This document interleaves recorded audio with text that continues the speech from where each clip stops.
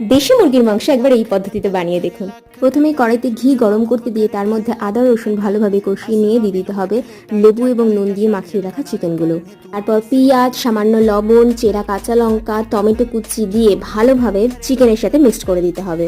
এরপর ঝালের জন্য এখানে দিয়ে দিতে হবে কাঁচা পাকা লঙ্কা বাটা। এরপর এর মধ্যে হলুদ গুঁড়ো এবং কাশ্মীরি রেড চিলি পাউডার দিয়ে ভালোভাবে মিক্সড করে নিলেই দেখবেন কালারটা কি সুন্দর লাল টকটকে হয়ে গেছে। এই স্টেজে আসার পর কিন্তু চিকেনটা দেখতে খুবই লোভনীয় লাগছে।